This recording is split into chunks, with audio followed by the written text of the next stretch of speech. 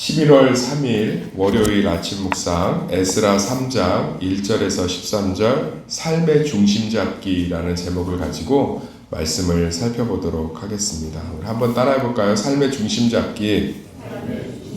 이제 에스라 이제 쭉 살펴볼 텐데요. 그러려면 이제 배경을 좀 이해해야 이제 에스라 묵상할 때 좀 도움이 되겠지요. 성경은 구절구절을 따서 묵상하는 것보다 이렇게 역사적이나 성경이 갖고 있는 이런 가치관, 이런 것들 말하고자 하는 주제를 좀 이해하고 제가 쉽게 설명해 드릴 테니까 그리고서 설교를 듣거나 묵상을 하시면 훨씬 더 도움이 되고 바르게 묵상할 수 있습니다. 이스라엘 백성들이 586년에 바벨론에 의해서 예루살렘 성전이 완전히 함락되면서 이제 다 죽고 남은 자들 포로로 끌려가서 바벨론 제국에서 한 70년 정도를 살았어요. 바벨론 제국이 굉장히 강성했지만 아주 짧게 끝났습니다. 70년 만에 그 나라가 끝나고 페르시아에 잡아먹혔어요. 그러니까 바벨론을 누가 먹었다고요? 페르시아. 우리나라 고종황제 조선을 일본이 이렇게 먹은 것처럼, 점령한 것처럼, 침탈한 것처럼 이 바벨론 제국이 페르시아에 의해서 70년 만에 완전히 무너지고, 그때 바벨론을 무너뜨린 왕이 누구냐면 한번 따라해 봅시다. 고레스 왕. 고레스 왕. 이 고레스 왕이 페르시아 왕인데 바벨론을 무너뜨렸어요. 페르시아는 지금의 인도입니다. 인도. 어디라고요? 인도. 바벨론은 지금의 어디냐? 이라크. 그래서 이라크 후세인이 바벨론 제국의 명성을 살리겠다 그래서 자기 대통령 궁을 이 바벨론 제국의 성처럼 지으려고 했었잖아요. 똑같은 거예요. 그래서 이라크를 인도가 근데 멀리 있지 않나요? 그만큼 이제 페르시아, 바사라고 하는데 성경에는 바사, 페르시아 제국이 그렇게 이제 나라를 넓힌 거예요. 그래서 이 바벨론, 이라크, 바벨론이 완전히 무너지고 고레스가 이제 왕이 됐는데 이유는 모르겠어요. 이유는 모르겠는데 그냥 조서를 내려서 이 바벨론 안에 있는, 페르시아 안에 있는 모든 유대인들은 예루살렘으로 돌아가서 성전을 짓고 그 성전을 짓는 모든 그 건축 자재와 모든 물품을 페르시아에서 대주라 이렇게 칙령을 내립니다. 참 신기하죠? 아무 이유가 없어요. 뭐 독립운동을 한 것도 아니요. 뭐 가서 이제 뭐 무슨 여러 가지 사람들에게 아첨해서 한 것도 아니고 그냥 예레미야 선지자의 말씀을 따라서 바벨론에서 살아라. 바벨론에 살았단 말이에요. 그런데 고레스 왕이 갑자기 칙령을 내려서 그들을 복귀할 수 있게 도와줍니다. 이걸 통해서 우리가 알 수 있는 게 뭐예요?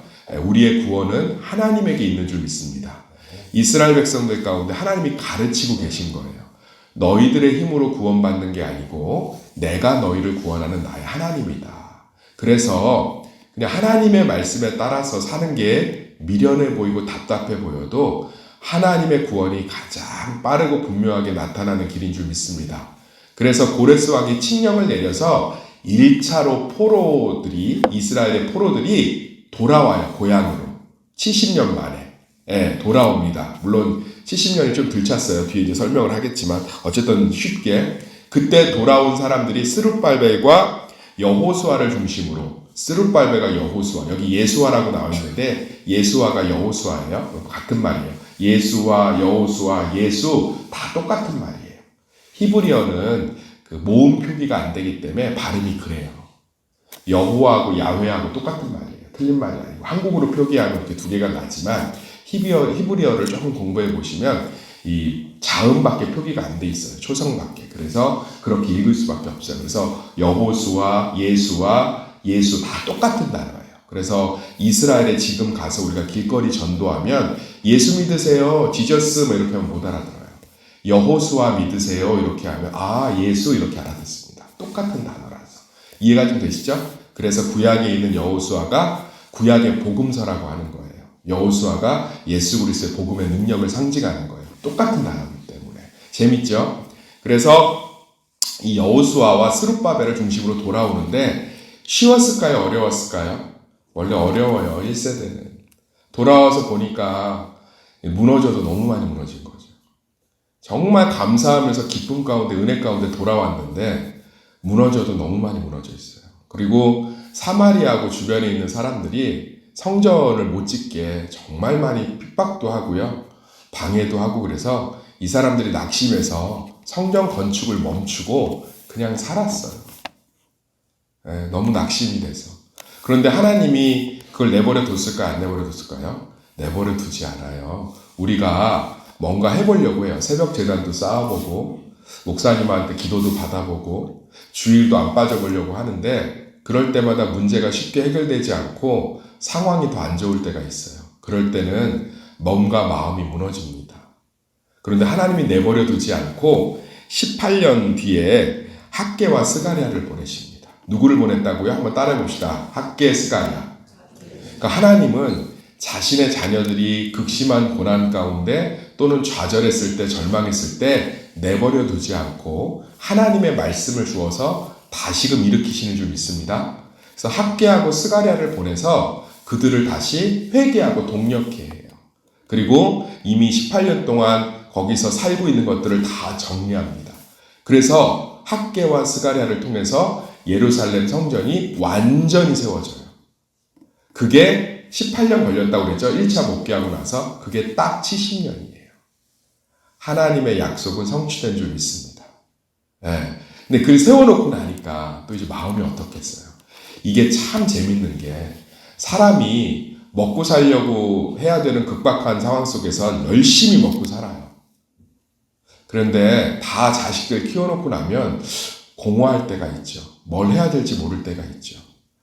뭐 예를 들어서 아파트 중도금 내야 돼서 막 이 뛰고 저리 뛰고 하면서 긁어 모아서 중도금 내고 나면 이제 앞으로 어떻게 살아야 될지도 모르겠고 대출 금리 이거 다 어떻게 해야 될지도 모르겠고 일이 눈앞에 있을 땐 막 열심히 하는데 그게 끝나고 나면 뭐 해야 될지 모르잖아요. 그런 상황이에요. 지금 이 에스라의 배경이.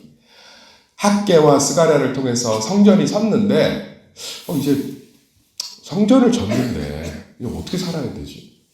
뭐 이런 상황이에요. 그때 하나님께서 또 에스라를 보내서 3차로 에스라를 통해서 이스라엘 백성들이 이제 성전 안에서 성전을 중심으로 어떻게 살아야 되는지를 가르쳐주고 있습니다. 그래서 에스라를 쭉 살펴보면 이제 우리가 하나님을 예배하는 예배 중심으로 어떻게 살아야 되는지를 잘 말해주고 있어요. 그래서 에스라를 쭉 이제 살펴보면서 우리는 신앙생활을 어떻게 해야 되는구나, 예배 중심으로 어떻게 살아야 되는구나 라는 것들을 배울 수가 있는 거죠.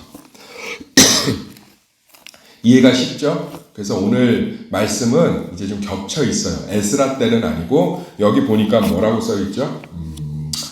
2절 한번 읽어볼까요? 2절 시작.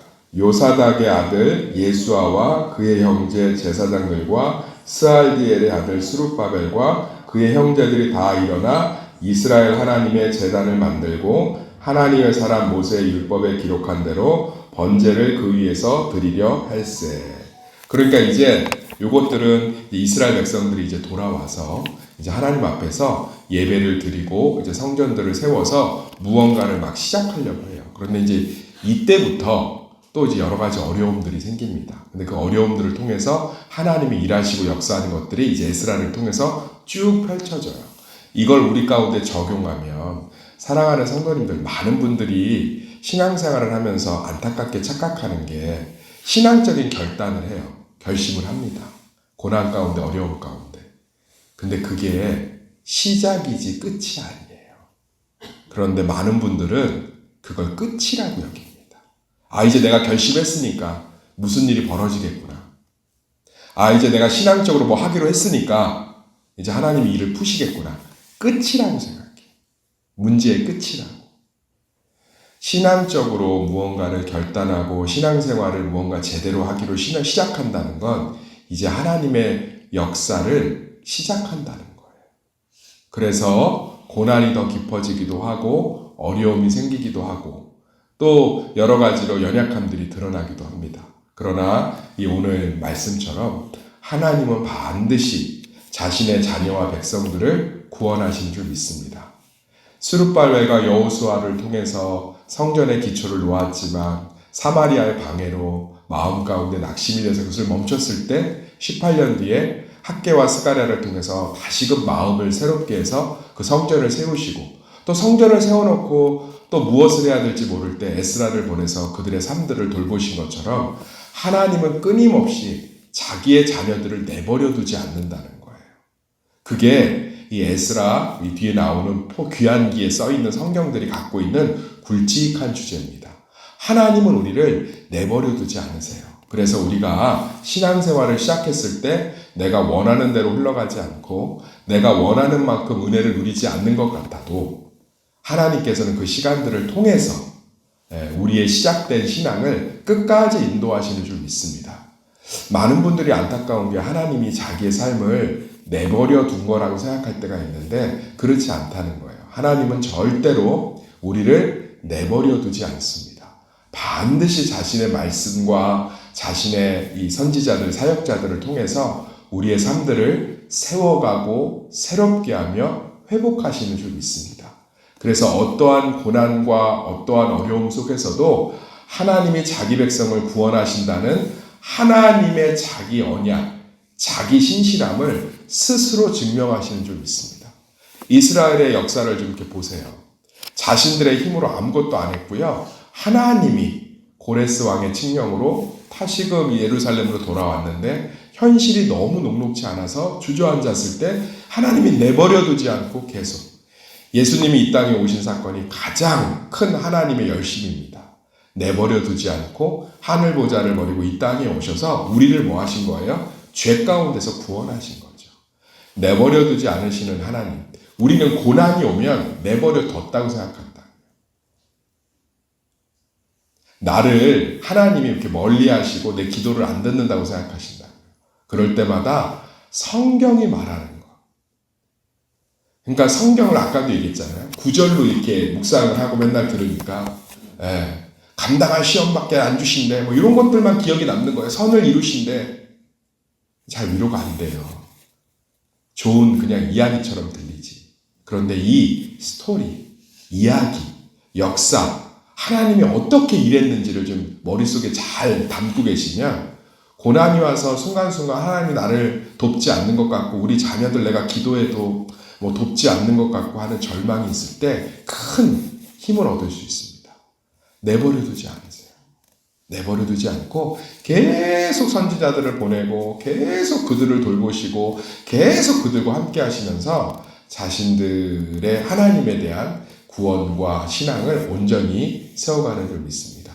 이 하나님을 이제 좀 믿으시고 또 에스라의 이제 여정이 시작되는데 에스라서 이제 멀리서 신월동에서 차량 운행이 안 되니까 매번 오지 못하면 음성으로 들으시고 또 가까이 있는 분들은 사모함을 가지고 들으셔서 예배 중심의 신앙생활을 어떻게 하는 건지 예배 중심에 제가 좀 안타까운 때가 있어요. 연말이나 연초 되면 목사님 저 이제 이번 연도부터 예배 안 빠지기로 했어요. 마음 한편이 감사하고 기쁘면서도 한 10% 정도 좀 염려가 됩니다. 예배를 회복하는 건 예배를 안 빠지는 게 아닌데 그 결단이 좋은 열매를 맺는 방향으로 가야 되는데 라는 생각이 들 때가 있습니다. 우리가 생각보다 무지해요. 그래서 우리는 날마다 말씀을 저도 그렇고 배워야 하는 줄 믿습니다. 에스라를 통해서 예배를 회복한다는 게 뭐고 예배를 중심으로 산다는 게 뭔지를 배워 놓으시기를 소망합니다. 그러면 나중에 내가 예배를 회복할 때도 다른 사람들과는 다르게 회복할 수 있어요. 그래서 목사님 나 이번 연도부터 예배를 회복할 거예요. 안 빠질 거예요. 그리고 2주 나오고 빠지시더라고요. 왜? 내 뜻대로 안 되거든. 그리고서는 이제 그때부터 저하고 눈을 안 마주쳐요. 아유, 제가 연약해서, 제가 결단, 입만 나불나불 막. 괜찮아요. 예배를 회복한다는 게 뭔지를 잘 몰라서 그래요. 그래서 오늘 예스라의 여정을 통해서 우리 새벽 성도들 안에 예배를 이렇게 회복하는 거구나. 예배 중심으로 산다는 건 이런 거구나 라는 걸 통해서 예배 안에 하나님이 주신 그 놀라운 위로와 회복과 축복과 기쁨을 날마다 회복하셔서 누리시기를 예수의 이름으로 축원합니다.